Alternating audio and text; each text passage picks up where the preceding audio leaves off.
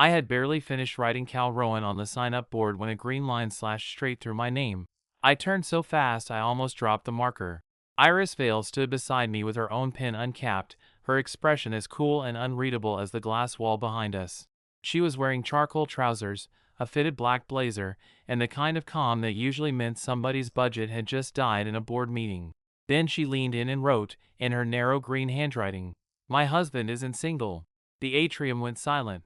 Two assistants who had been carrying centerpieces to the ballroom stopped in the middle of the floor. Paige Donnelly, who ran events for Monroe Civic, stood frozen on the ladder she'd been using to hang string lights. My friend Nina Solis slowly lowered the iced coffee she'd been drinking like she didn't trust her own grip anymore. I stared at the board, then at Iris, then back at the board. Iris. Yes? You crossed out my name. I did. This is the singles night list. I'm aware. The annual Monroe Civic Foundation Singles Night was half charity mixer, half donor event, and mostly an excuse for the city's well-dressed professionals to pretend they had accidentally wandered into a room full of open bars and strategic eye contact. I had never signed up before. Tonight I had. That was the problem. Paige climbed down from the ladder. Should I give you two a minute? No, I said. Yes, Iris said at the same time. Nina pressed her lips together so hard I thought she might hurt herself trying not to laugh. I kept my voice low. What exactly are you doing? Iris capped her pen and slipped it into her jacket pocket. Correcting the list. You cannot correct my relationship status with office supplies. It seemed to require very little effort. A low sound ran through the atrium. Not quite laughter. Not quite shock.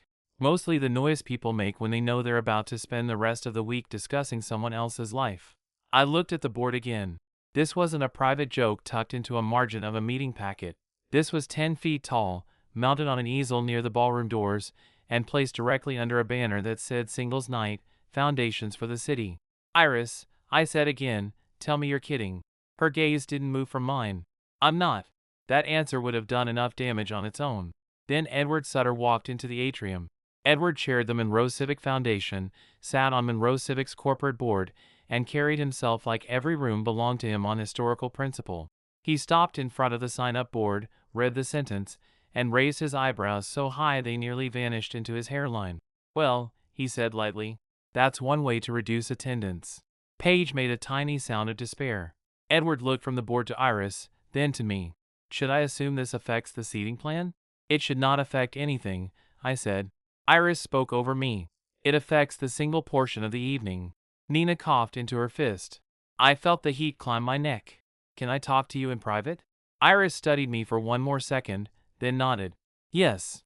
We crossed the atrium to the model room, where the firm kept scaled mock-ups, material samples, and every chair nobody knew what to do with after a client presentation. Iris shut the door behind us.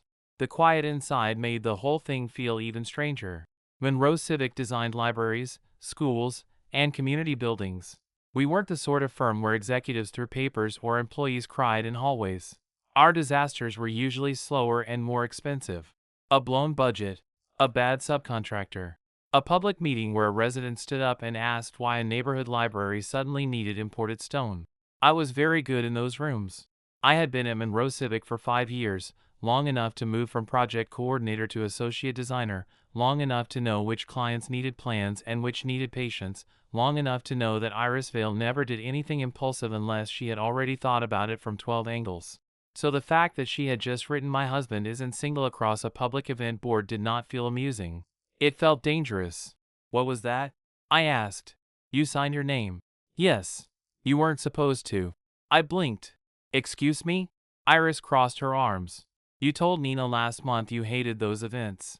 I also told Nina I was tired of structuring my life around work. This is work. It's a party. It's a party full of donors, developers, and people who laugh too hard at weak jokes because they want grant money. That's the most accurate description of Singles Night anyone has ever given. She didn't smile. I pressed my hands against the back of a chair. You still don't get to decide whether I go. Her expression changed by half a degree. That was enough for me to see I'd landed somewhere important. Why did you sign up? She asked. I hesitated. That was my mistake. Iris noticed everything. She noticed when people shifted language in a public hearing. She noticed when a client liked a rendering but hated the lighting. She noticed when a contractor said next week in the tone that actually meant never. and she noticed hesitation. Cal. I exhaled. Because Cora Bell is going to be there. That made her pause. Cora Bell directed Harbolite, a 9-month civic design residency on the Gulf Coast that retrofitted storm-damaged libraries and community centers. It was the kind of work I had wanted to do long before I learned how many hours of my life would be spent discussing ceiling finishes in conference rooms. I had applied 3 months ago. I had not told Iris. You applied to Harbolite, she said. Yes. You were invited tonight because of that. I was invited because everyone at Monroe gets invited. You signed the singles list because Cora Bell would be there. She's announcing finalists tonight. Iris went still. You're a finalist? I don't know yet. You didn't tell me.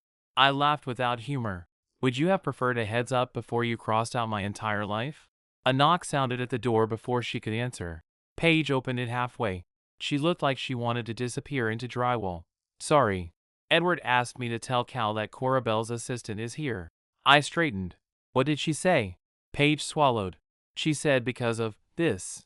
She glanced at the board outside, visible through the atrium glass. There may be a change to tonight's Harbolite announcement. I looked at Iris. The room seemed to go cold around us. Paige's voice got smaller. Edward thinks it might be better if the finalists aren't introduced during the main event. Until the foundation confirms there's no conflict. For 1 second, neither Iris nor I spoke. Then I asked the only question that mattered. What conflict? Paige gave me a helpless look. The kind where the CEO just called you her husband in front of half the firm. By 6 o'clock, the rumor had made it to every floor. It spread through Monroe Civic the way all office stories did, by pretending to be less interesting than it actually was. A quiet conversation near the elevators. A text with no punctuation. A photo of the sign-up board passed between 2 interns who had no reason to care about my personal life and cared deeply anyway. My phone buzzed so often I finally turned it face down on my desk. At 6:15, Cora Bell asked me to meet her in the foundation office across the hall from the ballroom. She was in her early 50s, sharp-eyed, gray-haired, and built like someone who had spent a lifetime surviving folding chairs and underfunded public meetings. I had met her once before, at a panel on adaptive reuse. She had complimented one of my sketches and then spent 10 minutes explaining why my circulation plan would fail if I didn't talk to the librarians before drawing furniture. I had liked her immediately. She shut the office door behind me and sat on the edge of the desk instead of hiding behind it. I'm going to get straight to it, she said. Please do. Edward Sutter wants to postpone the finalist announcement until after tonight, because Iris wrote something stupid on a board. Cora's mouth twitched. That is a concise summary. My work has nothing to do with her. I'm aware. Then why are we talking? Because Harbolite takes 1 resident each year with Monroe Civic's sponsorship attached. If your firm's CEO publicly claims a personal relationship with you an hour before the announcement, people will ask whether your application was treated cleanly. It was. I believe you. That isn't enough. No. She said it plainly, which I appreciated even though it made me want to throw something. I sat across from her. So what happens now?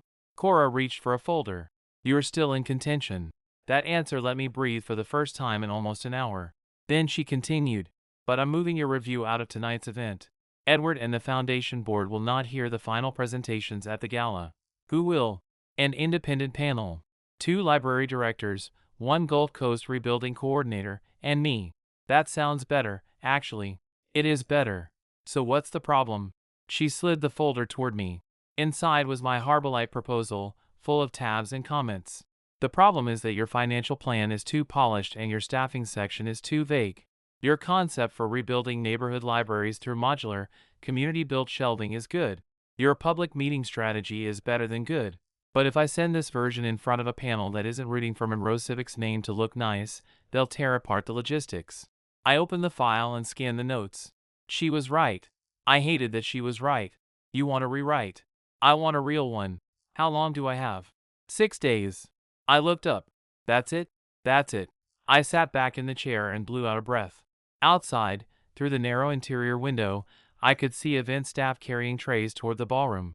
Music drifted faintly through the wall. Somewhere in there, people were drinking champagne under a banner about singles and philanthropy while my professional future got pushed into a different room because the woman who ran my firm had lost her mind in green ink. Cora folded her hands. For what it's worth, I argued to keep you in tonight's announcement anyway. Then why didn't you? Because if you're good enough, you don't need a messy process helping you. And if you aren't, No amount of firm prestige should drag you through. That landed exactly where she intended. I closed the folder. Okay. That's not a cheerful okay. It's the only one I have. She stood. Good. I prefer the honest version. When I stepped back into the hallway, Iris was there. She stood near the ballroom entrance, not talking to anyone, one hand wrapped around a glass of sparkling water she clearly had no interest in drinking. She had removed her blazer, probably because she was warmer than she wanted to admit, and rolled her sleeves once at the wrist. That small disruption in her usual precision somehow made her look more controlled, not less. She saw the folder in my hand. What did Cora say? I kept walking. Cal. I stopped. Not because I wanted to. Because if I didn't, I was going to turn this into a scene in the middle of a donor event, and one of us had already done enough public damage for a single day. What? You're still a finalist? Yes. Her shoulders lowered by a fraction. That should not have mattered to me. It did.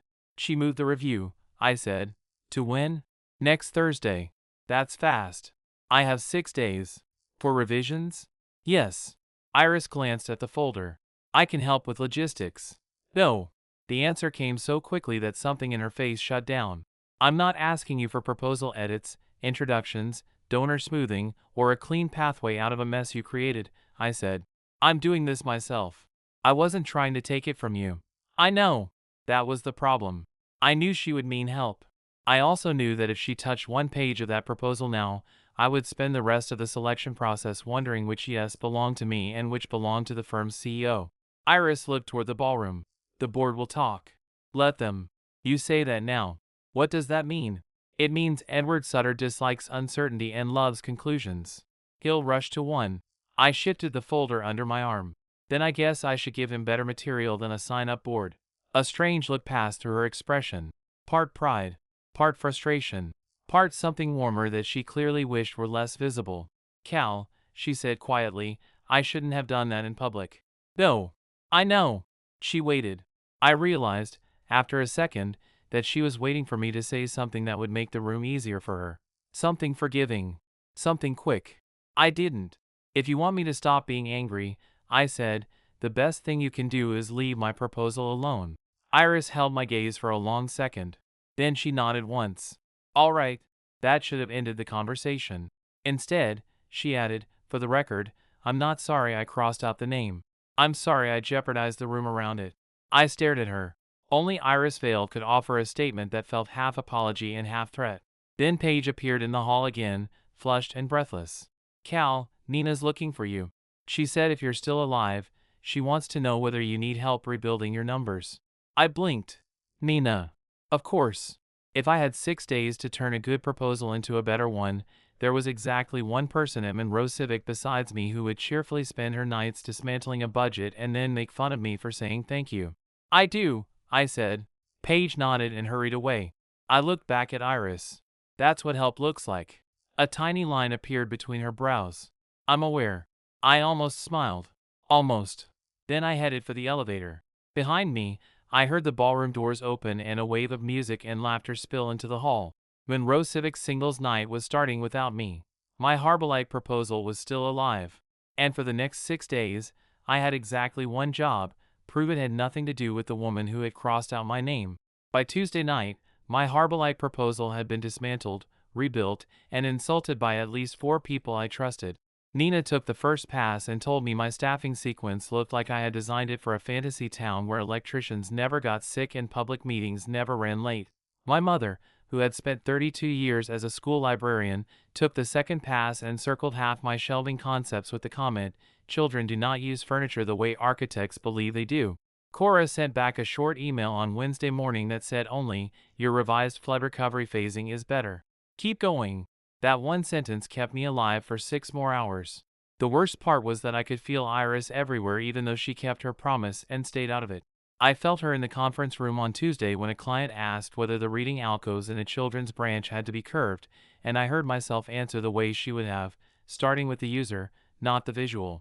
I felt her on Wednesday when I caught myself smoothing the wrinkled corner of a printout before presenting it to Nina. Iris did that constantly, as if paper should show respect for good thinking. And I felt her Thursday morning at 7:15 when I walked into the materials lab and found a stack of revised finished schedules on my desk marked in green. Not for Harbolite. for my regular work. Of course. A middle school addition in Tacoma still needed a completed lighting set, whether my personal life was on fire or not. I picked up the pages. Her notes were ruthless and precise. If the corridor is serving after-hours community use, this fixture maintenance schedule is too optimistic. The acoustic wall here reads beautifully and fails every actual child who will lean against it. Try again. At the bottom of the last page, in smaller writing than usual, she had added, "Nina is right about your staffing section." I looked up so fast I almost gave myself whiplash. Iris stood in the doorway with coffee in one hand and a binder under her arm. "You read fast. You looked at my Harbolite staffing section?" "No." I narrowed my eyes. "You just wrote that Nina was right." "Yes." "How do you know what Nina said?" "She told me in the hallway yesterday." That was believable. Nina told everybody everything if she thought it would improve the entertainment value of the week. Iris took a sip of coffee and grimaced. She always forgot hers too long and then drank it anyway, like temperature was a sign of weakness. "How's the revision?" she asked. "Better." "That's vague." "It's also all you get." She accepted that with a nod. Something about the exchange almost felt normal. Then she set the coffee down and crossed to the sample table, where she began aligning 3 scattered tile chips into a perfect row. "Stress habit. Did you need something?" I asked. "Yes." "What?" "We're on a site visit together at 10. I blinked. "Since when?" "Since Griffin called out sick and someone still needs to walk the Madison Branch renovation." The Madison Branch was a neighborhood library Monroe Civic was retrofitting on the east side. I laughed once. "Of course it is." Iris looked up. "What?" "Nothing." It wasn't nothing. The Madison Branch was exactly the kind of project that made me want Harbolite in the first place: older building, limited money, too many community needs, and a client who cared more about the story room than the lobby tile. I spent the next 2 hours pretending I could think about lighting controls and outlet locations without noticing the fact that I was about to spend an afternoon walking a public library with the woman who had derailed my week. At 10, Iris drove. She always drove herself to site visits, even when the firm would have happily sent a car. She said it helped her think. Nina said it was because Iris didn't trust anybody else to take corners properly. I sat in the passenger seat while drizzle slid across the windshield and Seattle looked like Seattle. For the first 10 minutes, we talked only about the Madison Branch. Circulation desk sightlines. Book drop access. Whether the new community room door should swing in or out. Then, as we waited at a light on Pine, Iris said, "Edward wants Graham Sutter added to Harbolite's final review." I turned to her. "Graham?" "His nephew." "I know who Graham is." "Why?" "Because Graham wants a civic credential and Edward enjoys being Edward." Graham Sutter had joined Monroe Civic 6 months earlier from a private commercial firm in Chicago. He was polished, handsome, perfectly agreeable, and, as far as I could tell, had never designed anything that wasn't trying too hard to impress a drone camera. "He didn't apply," I said. "He applied Monday." I stared at her. "That cannot be real." "It is." "And Harbolite is taking him seriously?" "Cora is taking the process seriously." "That's different." The light changed. Iris drove on. "Why are you telling me this?" "Because you should know." "Did you tell Cora not to include him?" "No." "Good." Iris's grip tightened on the steering wheel. "I know what your face means." "What does my face mean?" "It means you think I'm one sentence away from saying something controlling." "I wasn't." "Yes, you were." That annoyed me because it was true. When we reached the Madison Branch, the rain had thickened into a steady gray sheet. We spent an hour walking the half-finished reading room, the new staff workroom, and the cramped back hall where an old radiator still stuck out from the wall like the building had changed its mind halfway through a century. Iris was excellent on site. Everybody at Monroe knew that, but most of them experienced it in conference rooms or polished presentations. On site, she was even better. She noticed a slope error near the bathroom threshold before the contractor's level came out. She crouched to check how a child would actually reach the lower shelving. She stood in the center of the future story room and listened, eyes half closed, to decide whether the acoustic panels would be enough once the space was full of children and parents and exhausted staff trying to smile through summer reading chaos. Watching her work was its own form of trouble, because she never seemed softer exactly, just more honest. When the contractor left to answer a call, I found Iris standing alone near the side entrance, staring at the community bulletin board that would be reinstalled after painting. "This is why I applied," I said. She didn't pretend not to know what I meant. "For Harbolite." "Yeah." The rain ticked softly against the glass in the door. I know, she said. I looked at her. She kept her eyes on the room. That was the problem with Iris. Her calm always made it hard to tell whether she was holding herself together or keeping everyone else out. Finally she added, my first week at Monroe, I thought all civic work would look like this. Libraries, rec centers, public schools. What happened? We landed at corporate headquarters and tripled in size. You say that like it was somebody else's decision. It mostly was. Do you regret it? She turned then. Sometimes. That answer sat between us longer than it should have. Then she glanced down at the clipboard in my hand. You'll do well next Thursday. You don't know that. I know your work. That's different. Yes. A shadow moved across the entrance behind us. Paige Donnelly hurried in, cheeks pink from the rain, a garment bagged over one shoulder and her phone in her hand. There you are. I've been calling. I frowned. Why are you here? Because if I don't tell somebody, I'm going to explode. She looked from me to Iris, visibly debated discretion, then gave up on it. Edward is furious. Iris's tone cooled immediately. About what? Paige gave a short, incredulous laugh. Apparently the plan for singles night was to see you with Graham at the donor table and Cal with Lily Baines from the Kellerman Foundation. I stared at her. What? Paige lifted a hand. Not officially.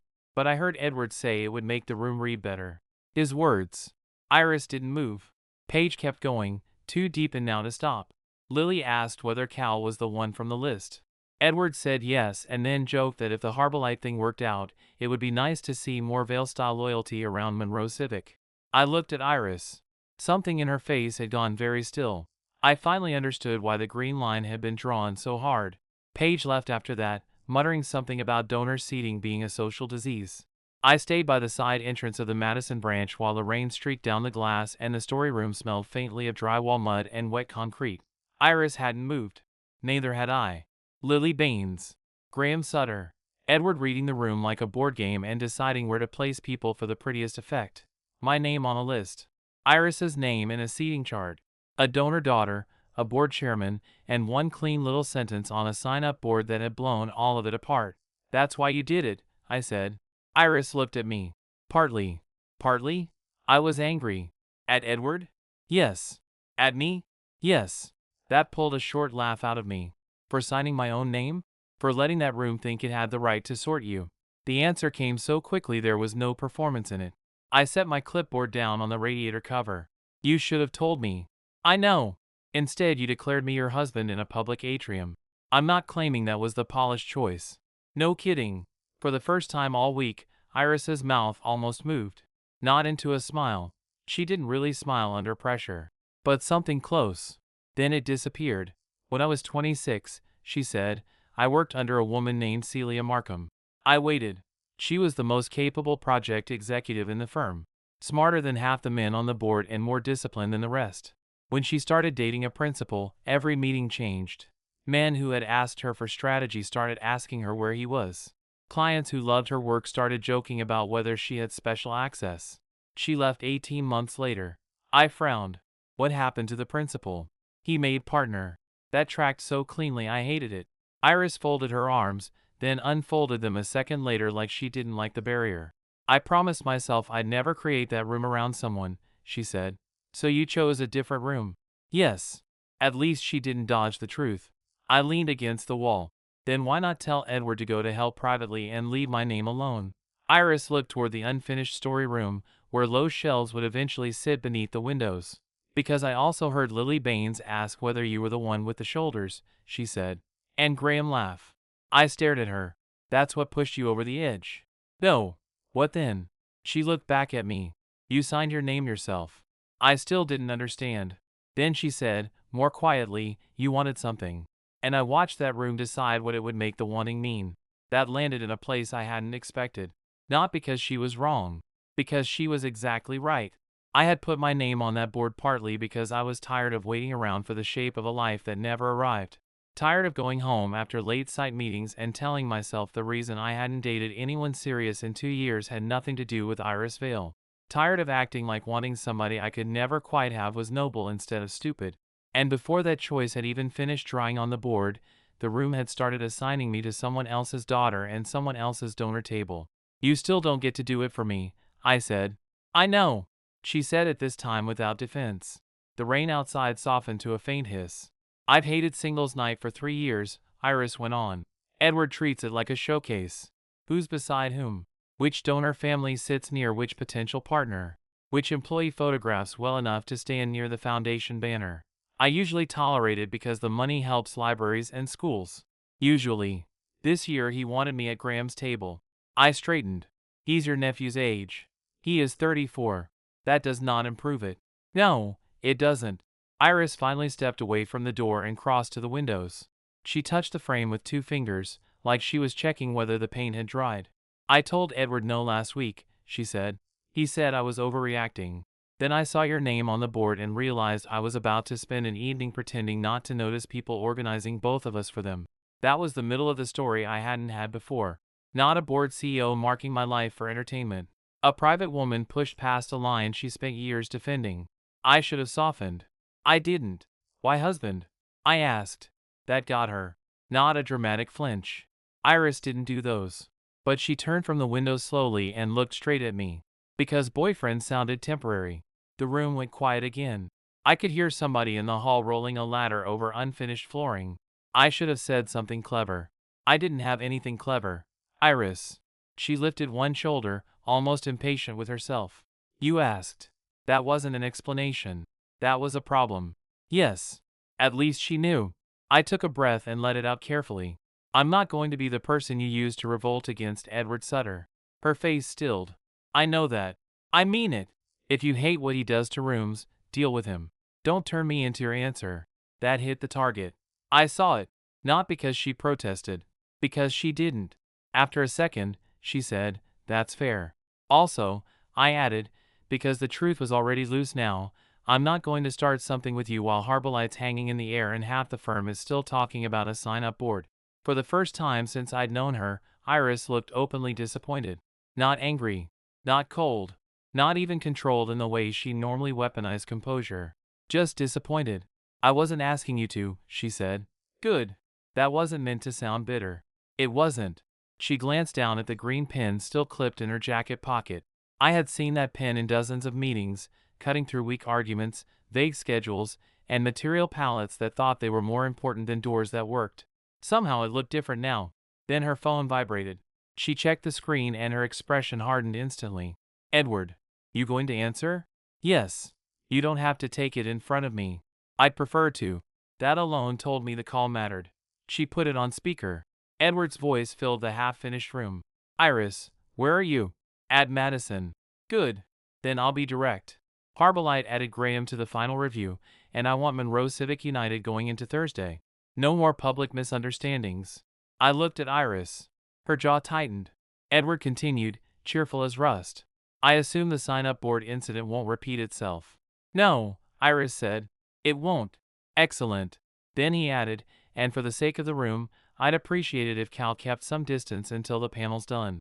People are drawing conclusions. I felt the blood rise under my skin. Iris's voice cooled by several degrees. People usually do when given bad material. A beat of silence. Then Edward laughed lightly, as if she had made a joke.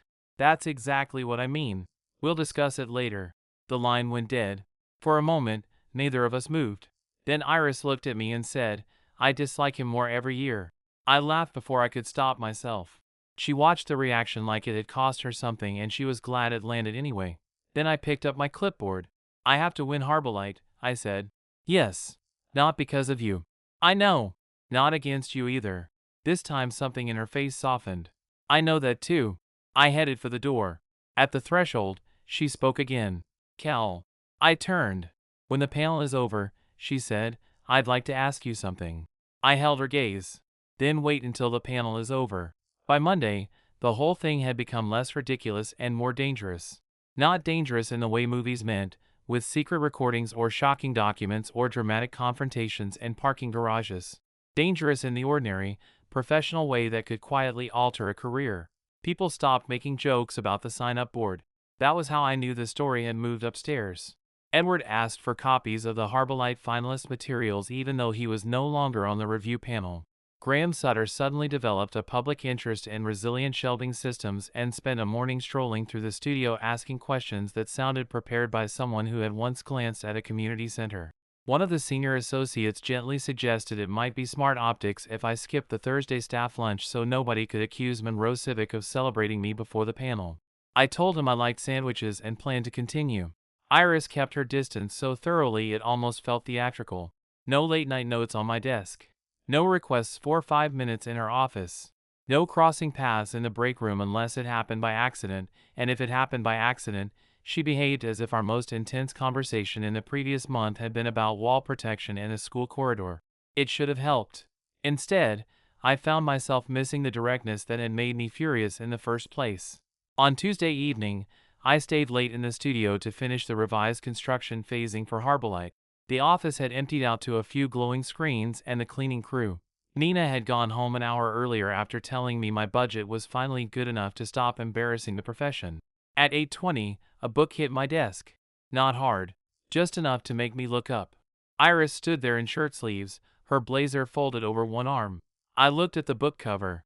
Small libraries, big weather, community recovery after flood loss. I frowned. What is this? A library director in Baton Rouge recommended it to me last year.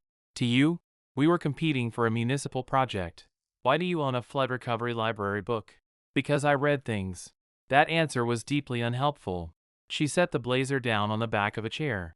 There's a chapter on volunteer burnout in month 4, she said, and one on why residents stop coming to public meetings after the second redesign unless you change how you ask. I touched the cover but didn't open it. You said you'd stay out of Harbolite.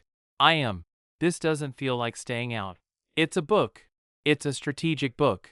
Iris tilted her head. Would you prefer a stupid one? I almost laughed. Almost. Then I noticed the other thing in her hand. A folded sheet of paper.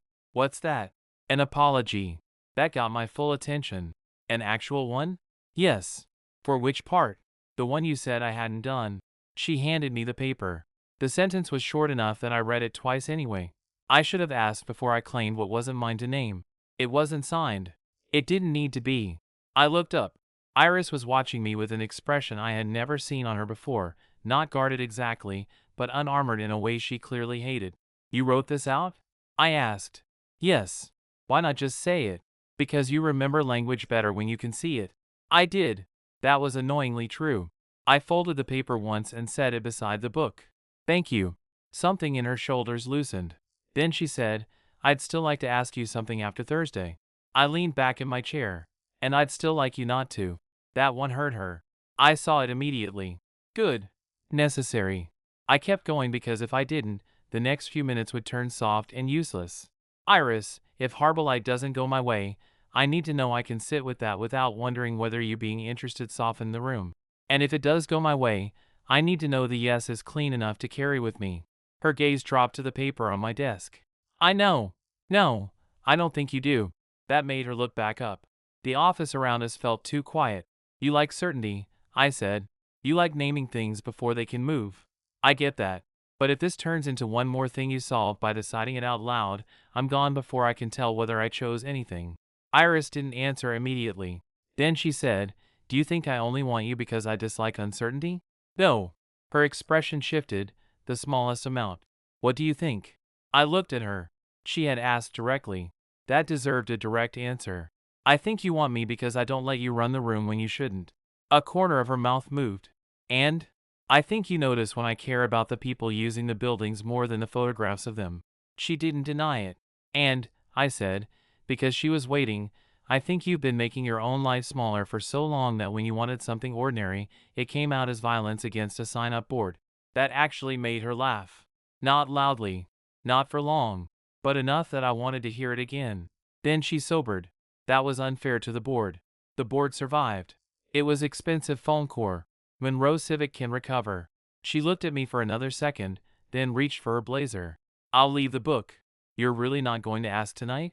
You told me not to. That's new. It is excruciating. I smiled despite myself. As she turned away, I said, I'm not saying never. She stopped. Slowly, she turned back. Her face had changed. Not to triumph. Not even to hope, exactly. To focus. I know, she said. That was the trouble with Iris. Once she heard possibility, she never lost track of it. Thursday came cold and bright by Seattle standards, with weak sunlight and wind off the water sharp enough to wake every nerve in my body. The Harbolite review was set for 1 in the afternoon at the foundation offices downtown. At 10:30, Nina leaned over my desk and said, "For what it's worth, if the panel chooses Graham, I will key his car." "Please don't. I'll make it look architectural." At noon, my mother texted me a photograph of the old branch library where she'd spent most of my childhood. The caption said only, "Go tell them why rooms matter." I put the phone away and headed downstairs. On my way through the lobby, Edward Sutter stepped out of the elevator and intercepted me with the smooth confidence of a man who never believed anybody else might prefer not to talk. "Cal, you look ready." "I am." "Good." He adjusted his cuff as if the movement was part of the conversation. "You know, Harbolite will be lucky to have either Monroe finalist. Graham's a polished presenter, but you've got heart. The panel likes that sort of thing." I did not like any sentence that started with "the panel likes" from a man no longer on the panel. He smiled. "And if things don't go your way, there will be plenty of opportunities here. Monroe civic values loyalty." There it was again. The same word he had used with Lily Baines. The same room, reshaped. "I'm not worried," I said. "Excellent." He stepped aside with the graciousness of someone pretending not to block a door he'd already opened. When I reached the sidewalk, Iris was waiting by the curb. Not in a car. Not with a driver. Just Iris, hands in the pockets of a dark coat, hair caught once by the wind and pushed back behind one ear with visible annoyance. "What are you doing here?" I asked. "Walking you to the review." "You didn't have to." "I know." I looked at the building behind me. "If Edward sees, I'd be delighted." That answer was so unlike the version of Iris who had spent years reducing her visible private life to zero that I stared at her. She met my gaze evenly. "Cal," she said, "I know you told me to wait until after the panel. I am still waiting." "Okay. But Edward Sutter doesn't get to speak to you in my lobby and leave you alone with it." Something moved in my chest that had no business moving there 2 hours before a major review. So we walked the 6 blocks downtown together in the cold. She didn't ask to see my slides. I didn't offer. At the foundation doors, I stopped. Iris did too. "If I bomb this," I said, "I'm going to be angry for at least 3 weeks. That seemed short." "It's the optimistic estimate." She looked at me the way she looked at a room before deciding whether it would hold. Then she said, "I have no interest in a version of you that only exists when things go perfectly." I held her gaze. Whatever answer I might have had was interrupted by the door opening behind me and Cora Bell calling my name. So I went inside. And Iris stayed outside, waiting where she could do absolutely nothing for me except mean what she had already said.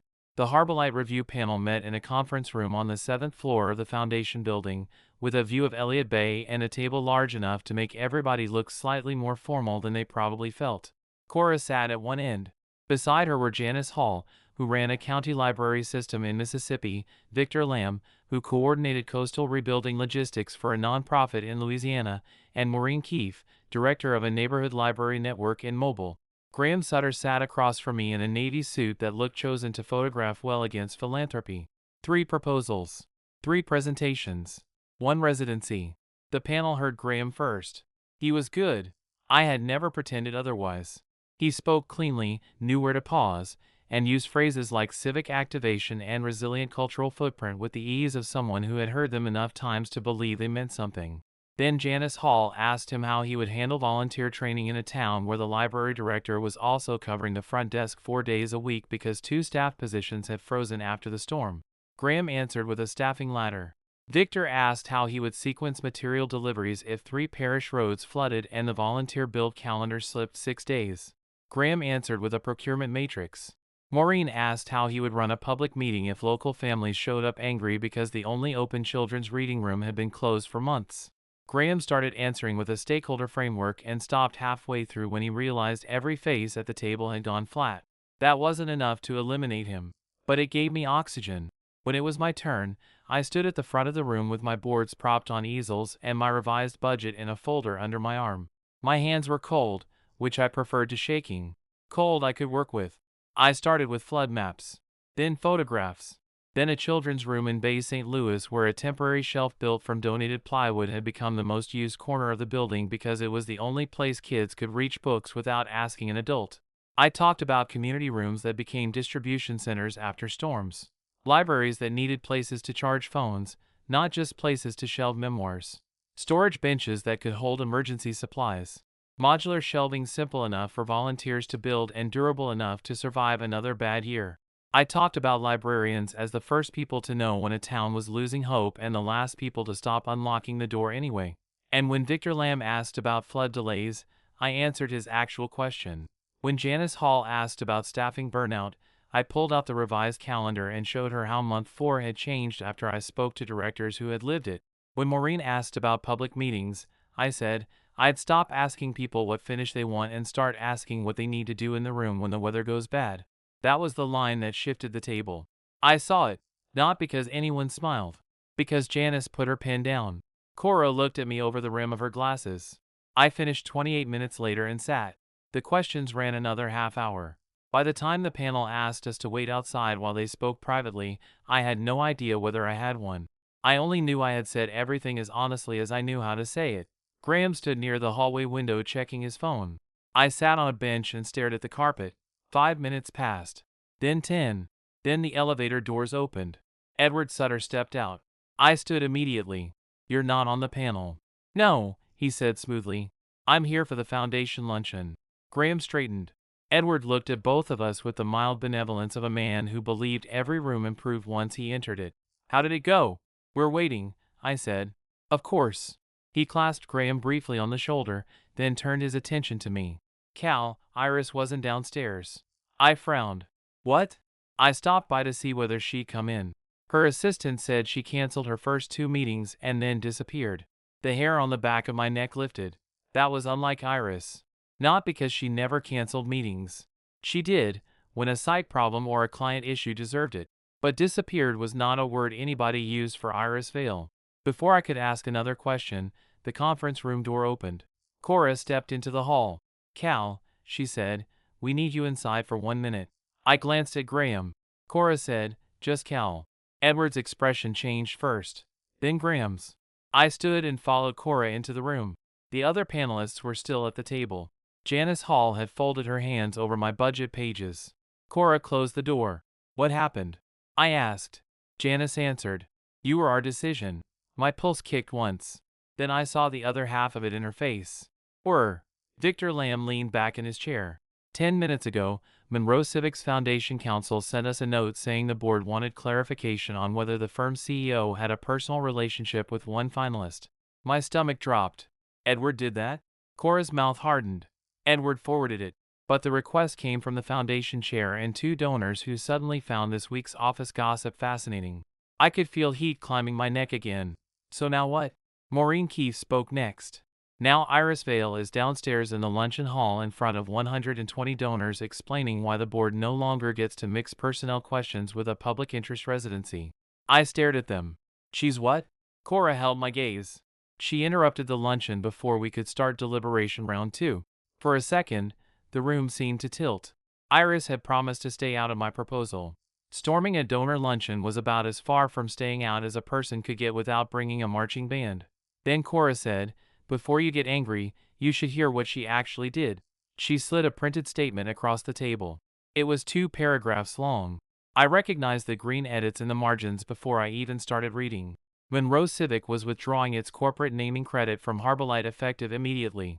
Its funding would remain in place for the current residency cycle, but selection authority would rest entirely with the independent panel, without board comment, donor review, or firm representation.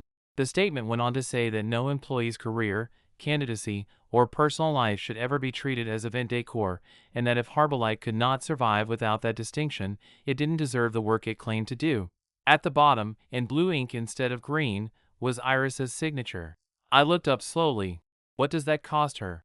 Cora's expression changed. That depends how attached Monroe Civic's board is to looking important. I turned the page over. On the back was a second statement. Shorter. This one was meant for the luncheon room. It said she had made a public mistake the week before by speaking personally where she should have asked privately. It said the mistake belonged to her alone, not to my work. And it ended with one line that made my chest tighten hard enough to hurt. Cal Rowan's proposal should be judged on whether the rooms he imagines will help people stay standing when the weather takes everything else. Not on whether I want him. I could not speak for a second. Then I said, she said that in front of donors? Janice Hall smiled for the first time all afternoon. Yes. Cora tapped the table once with her finger. We brought you in here because after that statement, the panel doesn't have a conflict anymore. We have a choice. I looked from one face to the next. Victor Lamb nodded toward the chair opposite him.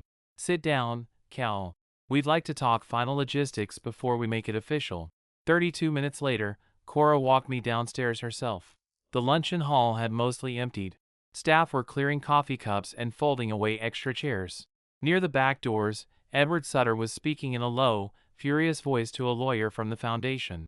And Iris stood alone beside the code-check desk, one hand around the back of a chair, like she had been holding that exact position for a while. When she saw me, her face changed. Not to relief, to concentration. I walked straight toward her. What did you do?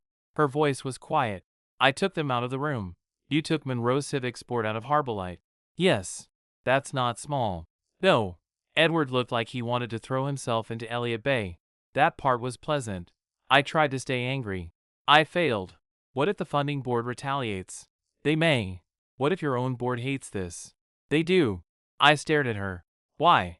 Iris's fingers tightened once on the chair back. Because you told me not to solve this by deciding your life for you. I said nothing. She continued, so I removed the people using me to decide the room.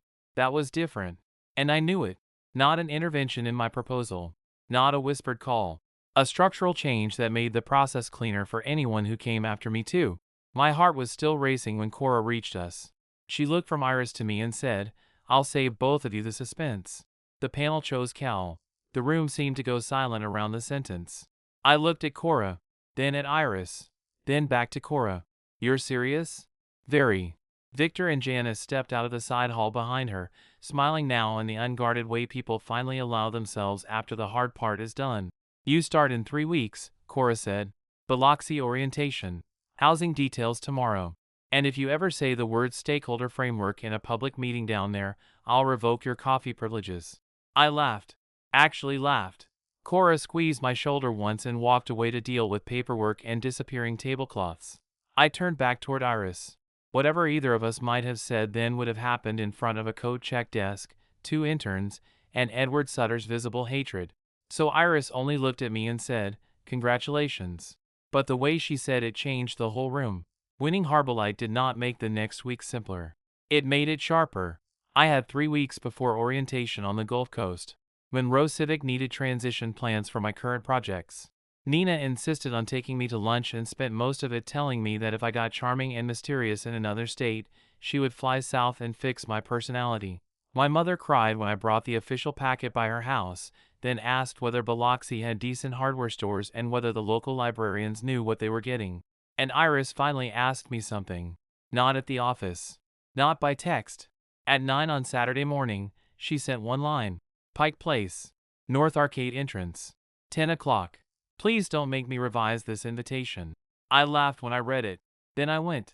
She was standing under the overhang in a navy coat, hands tucked into her pockets, looking like she did not usually invite men to the market and was irritated by the entire concept.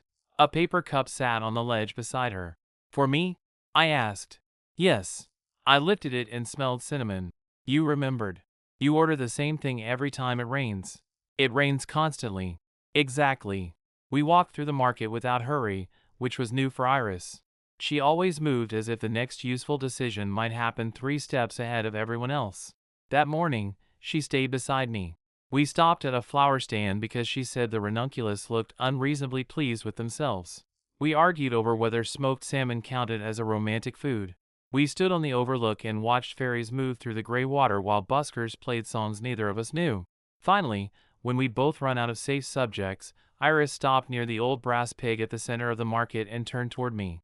This is a date, she said. You're telling me or asking me? I'm clarifying the setting before I proceed. I smiled. Go ahead. She drew a breath. I would like to take you to dinner, she said. A real dinner. One where I do not behave as your employer, your professional complication, or your self-appointed defender against phone course sign-up boards. That's a lot of roles to avoid. I'm capable. I know. She held my gaze steadily. I'm asking now. There it was. No donor room. No public declaration. No green pen. Just Iris, asking. I should have said yes immediately. Instead, I said, I'm leaving in 19 days. I know. For 9 months. I know that too. This can't become one intense week and a promise we don't understand. I agree. That answer surprised me. Most of what Iris and I had been since singles night involved one of us reaching too fast for certainty and the other dragging the pace back into something human. So I asked the next thing that mattered. If I say yes, what do you think you're saying yes to? She didn't answer quickly. I respected that more than I expected. Then she said, dinner, first. I waited. Honesty after that. I waited again. And no language that assumes an ending before we've built one. That line struck so cleanly I almost forgot to breathe. You mean no husband? I mean, she said, and now there was the faintest irritation in her tone, that I would like the opportunity to earn the joke I made badly. I laughed. She watched my face closely, like the answer might still break in either direction. What if Harbolite changes me? I asked. It will. What if I like the Gulf Coast too much? Possible. What if I come back different? Her expression softened in a way I still wasn't used to seeing. Then I would like the chance to know that version too. I looked down at the coffee cup in my hand, then back up at her. I can't promise you a polished long-distance romance. I would distrust a polished one. I might miss calls. I might miss flights. Your board may hate me forever. They mostly dislike me at the moment. That can be shared. I took a breath. There was still one more line I needed to draw. You don't get to overplan this because I'm going away. Iris's eyes narrowed. That feels targeted. It is. I was not planning anything excessive. How many potential travel weekends have you already mapped? Silence. I stared at her. She looked past my shoulder toward a fruit stand. How many? 3. I laughed so hard a woman walking by smiled at us. Iris waited it out with visible dignity. When I got myself under control again, I said, no calendars yet. Fine. No surprise plane tickets. Annoying. No buying a second apartment in Biloxi. I had not. I looked at her. She stopped. Thoughtfully, she corrected. There she is. For the first time, she actually smiled. Small. Brief. Enough. Then she said, Cal Rowan, would you go to dinner with me tonight? I let the silence sit between us for one beat longer than necessary. Not to punish her. Just to make sure the room belonged to both of us. Then I said, yes. The answer changed her face in a way I'll probably remember when I'm 80. Not because she looked startled. Because she looked pleased and a little relieved and fiercely focused all at once, as if the yes had become a fact she intended to care for properly. That evening we had dinner in a small place near Pioneer Square where the tables were close together and nobody at them knew or cared who ran Monroe Civic. Iris talked about actual things. Her father's habit of labeling every box in their garage with a marker so old the words always came out faded. Her obsession with old train stations and why she thought most contemporary public buildings were designed by people who hated waiting. The fact that she hadn't been to Pike Place on a Saturday morning with anybody since she was 24 because crowds made her impatient and uncertainty made her worse. In return, I told her about the first library card I ever owned, about growing up in rooms my mother unlocked before school, and about why Harbolite mattered enough to risk the rest of my life getting rearranged around it. When the check came, she reached for it automatically. I put my hand over hers. She froze. We're not doing that, I said. What? You buying every room before I get there. Something warm moved through her expression. Annoyingly phrased, she said. Still true. So we split the bill. After dinner, we walked back toward the waterfront in the cold and stopped under the viaduct lights where the city sounded distant and metallic and alive. Iris looked at me for a long moment. Then she said, I'd like to kiss you. That sounded almost bureaucratic. It was carefully drafted. I moved closer. Then maybe stop drafting. She did. The kiss was nothing like the sign-up board. Nothing like green ink or public spectacle or a week of donor politics and revision notes. It was quiet, certain in a completely different way. And when she pulled back, she rested her forehead briefly against mine and said, for the record, I'm still very interested in the husband part eventually. I laughed softly. Walk before you sprint, Iris. I dislike that advice. I know. She kissed me again anyway. My last evening in Seattle before Harbolite, the office was almost empty. Most people had already gone home. Nina had left a sarcastic congratulations card on my desk that said don't let the Gulf Coast turn you into a person who says networking. My transition files were stacked neatly in labeled piles because even I could appreciate order when I was too tired to pretend otherwise. I took the elevator to the atrium at 7:40, carrying the box that held my sketchbooks, my desk plant, and the ceramic mug my mother insisted had better survive 9 months of public service. The sign-up board was there. Not the original event banner. Just the phone core easel, propped against the wall near storage, still wearing a half-torn sheet of paper from singles night. My crossed-out name remained visible under a strip of clear tape, green line and all. I stopped. So did Iris.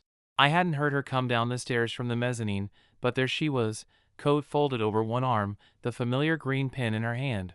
Paige kept it, she said. Why? She claimed it was office folklore. That feels deeply irresponsible. She agrees. I set the box down by the reception desk. The atrium lights had shifted to evening mode, warm against the glass. Outside, rain blurred the street into a streaked reflection of Seattle being Seattle.